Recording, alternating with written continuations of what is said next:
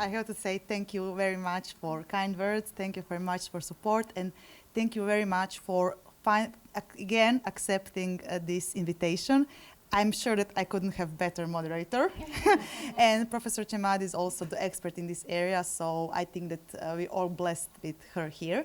But also I'm thankful for Central European Academy for opportunity, for bringing us here, so support us in our academic journey. And of course, I'm very grateful for my participants from Serbia, Romania, Hungary, and Poland for coming here, for be brave to go in the topic that maybe it's not their main topic.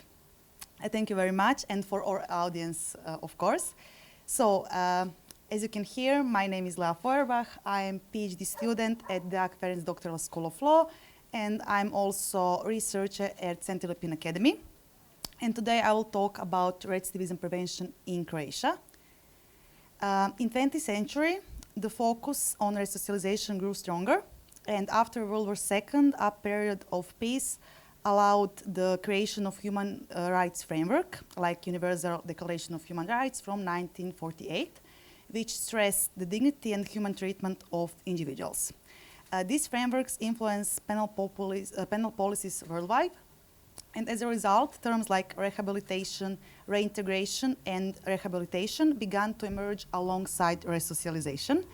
And these concepts became closely linked and mentioned together at international documents and decisions from organizations like UN and European Court of Human Rights.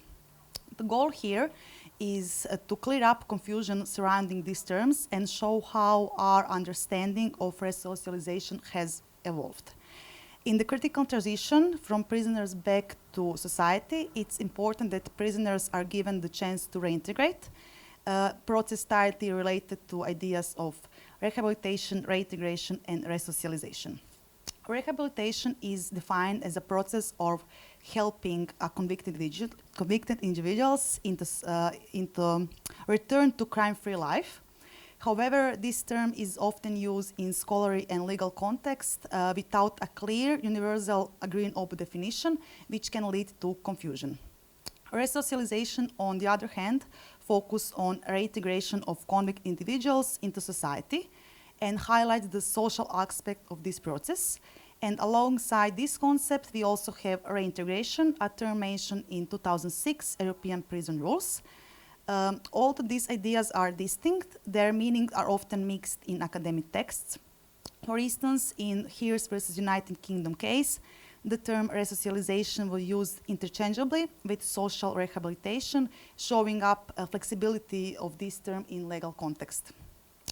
One reason for this confusion may be that rehabilitation was controversial in past, and sometimes it was associated with human rights violation when it was used to justify long times of imprisonment. Today, European penal policy focuses more on rehabilitation than punishment, and it's supported by European Court of Human Rights, which requires member states to make rehabilitation a key part of their penal policies. And this has been reinforced in cases like Murray versus Netherlands and Koroshenko versus Russia, where a court emphasized the obligation of states to provide effective rehabilitation measures in their criminal justice systems. The concept of resocialization has been systematically developed through European legislation, and it started with 1977 with standard minimum rules for treatment of prisoners. And this development continued with documents like 1996 General Assembly, Interventional Convent on Civil and Political Rights. And in 2006, recommendation on the Committee of Ministers to member states on the European prison rules. The European legislature does not provide a precise definition or clear boundaries for resocialization or rehabilitation, and as a result, these concepts are continuously shaped and developed through the national laws and individual countries.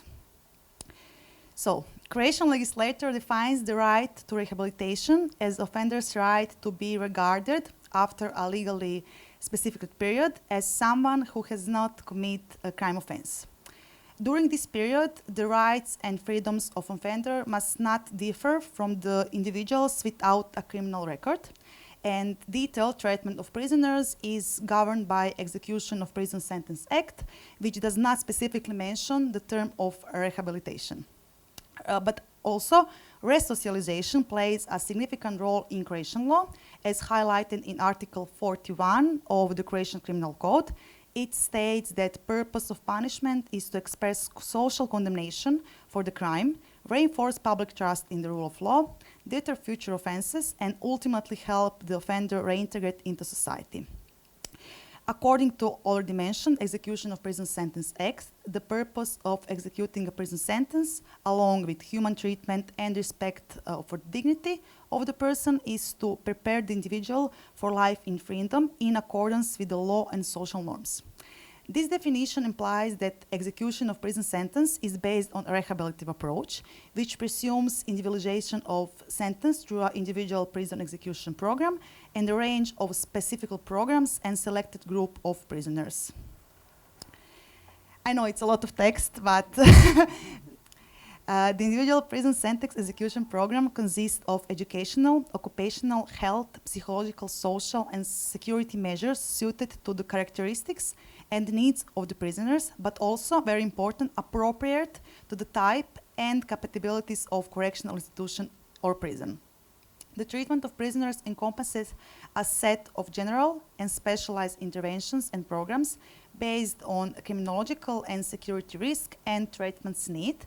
And the goal of this intervention is to reduce the risk factors that contribute to commission of crime offense and to straight protective factors that enable positive changes.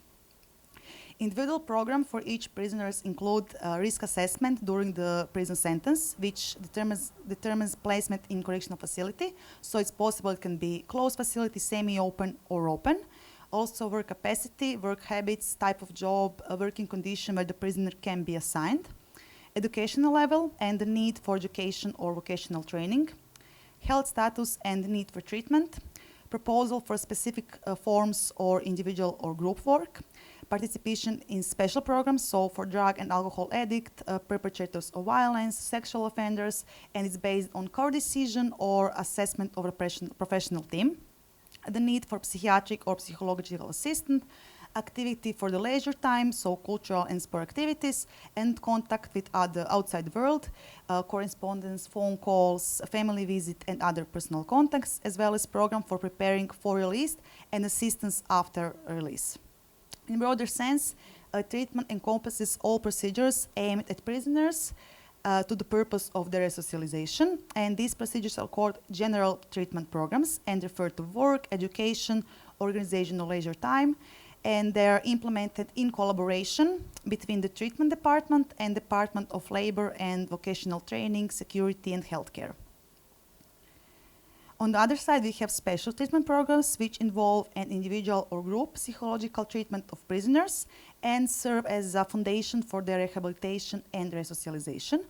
By directly addressing dynamic criminological factors, this program creates the condition for changing in behavior, attitudes, values, and directly contribute to achieving the purpose of prison sentence execution sentence.